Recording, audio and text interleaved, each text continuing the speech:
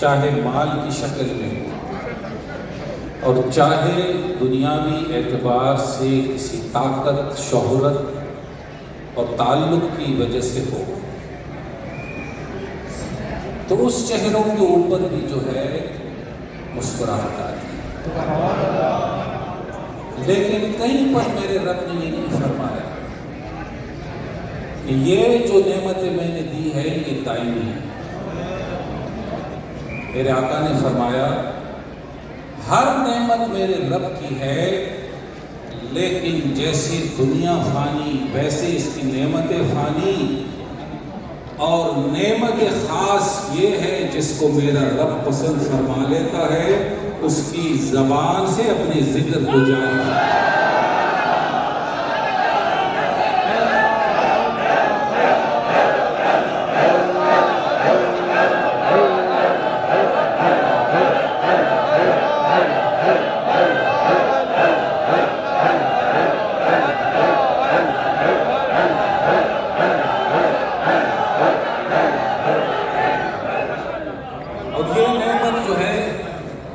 یہ دائمی نعمت ہے، اور یہ ایسی نعمت ہے کہ دنیا کے اندر بھی کارآمد ہے۔ سبحان اللہ۔ بس تو میرا رحمان ماں باپ فرماتے ہیں یہ ہر یو زڑ خدے پیار و منورش تغتاج دا اولیاء و پسند، کہتے ہیں ہر دل اللہ کی یاد سے روشن نہیں ہو سکتا، لیکن جس کا دل روشن ہوا ہو وہ اس روشنی کے ساتھ جب منسلک ہو جاتا ہے وہ روشنی کا اثر اس کے وجود پر ہوتا ہے۔ سبحان اللہ، سبحان اللہ۔ اب یہ جو نعمت ملی، اس نعمت کی کچھ ذمہ داریاں ہیں۔ اس نعمت کو سنبھالنے کے لیے اپنے کندھوں کو جو ہے مضبوط بنانا ہے، اپنی عقل کو، اپنی سوچ کو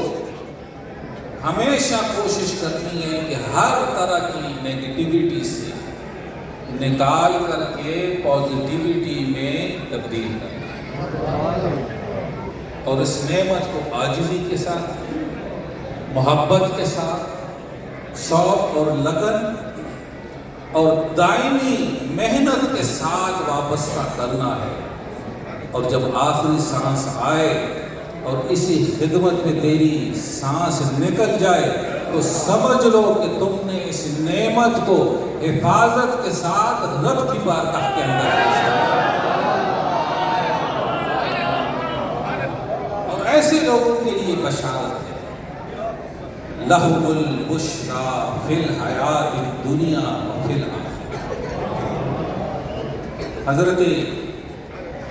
معاذ بن جبل جلیل القدر صحابی،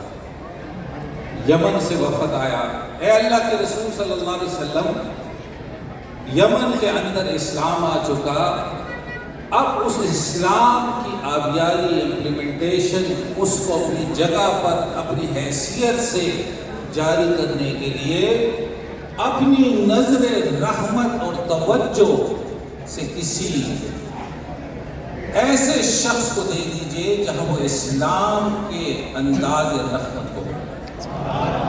اب اس بات کو غور سے سنیں، حضور نے دائیں دیکھا، بائیں دیکھا، جلیل القدر صحابہ موجود، نظر حضرت معاذ پر پڑی،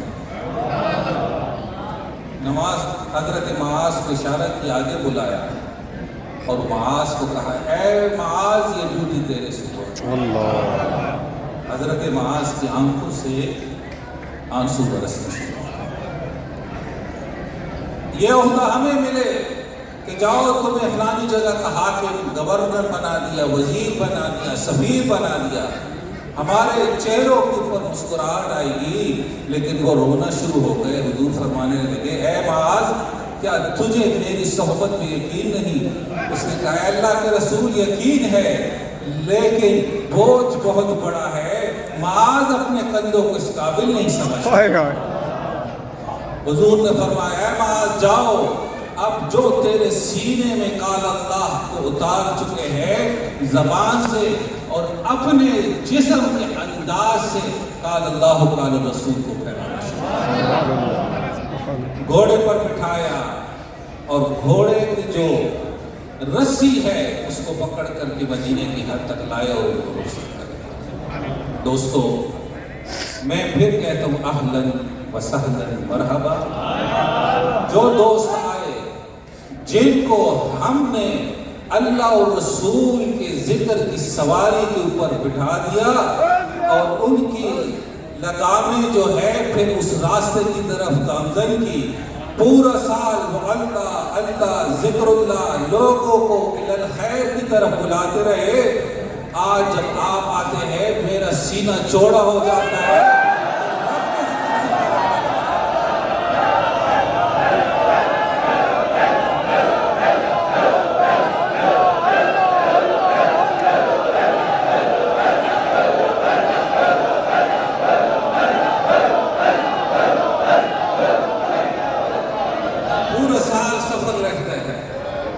پتہ ہے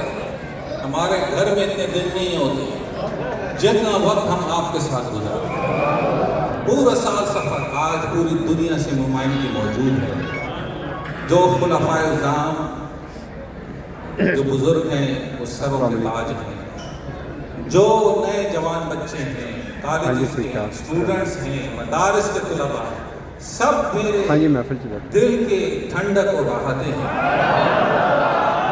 اور میرے لیے انہی لوگوں کے لیے چہرے پر خوشی جو دین مدین میں ہمیشہ حاضر رہتے ہیں، جب بھی صدا دیتا ہوں آمنا و صدقنا، ہمیشہ نظروں کے سامنے میرے اللہ اور رسول کے ذکر کو بلند کرتے ہیں، بس محنت نہیں چھوڑتی اور محنت کے ساتھ اسی طریقے سے ادب ہے، محبت ہے، عاجزی ہے اور علم کے ساتھ شفق یہ چھوڑنا نہیں۔ اللہ رب العزت آپ کو مزید برکت دے دے، کیونکہ وقت انتہائی مختصر ہے۔ اب جن لوگوں نے لنگر نہیں کھایا وہ لنگر کھائیں، اور جتنے پرانے حضرات موجود ہیں اسی میں جو ہوں محترم جناب طارق حداد صاحب کو کہوں گا کہ پنڈال میں 7 بجے وہاں پر چلے جائے، جو ساتھی لنگر کھا چکے وہ جائیں پنڈال میں عشاء کی نماز پڑھیں، وہیں پر بیٹھ جائیں، ہلے مت، بابوضو ہو کر کے بیٹھیں۔ انشاءاللہ العزیز 8:30 بجے انشاءاللہ محفل شروع ہو جائے گی، کوئی دوست آگے پیچھے نہ ہو، یوں کہ جس مقصد کے لیے آئے ہیں اس مقاصد اس دعا میں شامل ہو جائے۔ شمس الاسلام آگے تشریف لے آئے، صوفی سعید صاحب جو کہ اپنی ذکر فکر کی خدمت میں کمزور ہو گئے، لیکن آج وہ اپنے گھر پر ہے، وہ اس میں وہ طاقت بظاہری طور سے جسم میں نہیں، لیکن بیٹا خدمت میں لگے، اب ان کو جھکا دیں۔ اللہ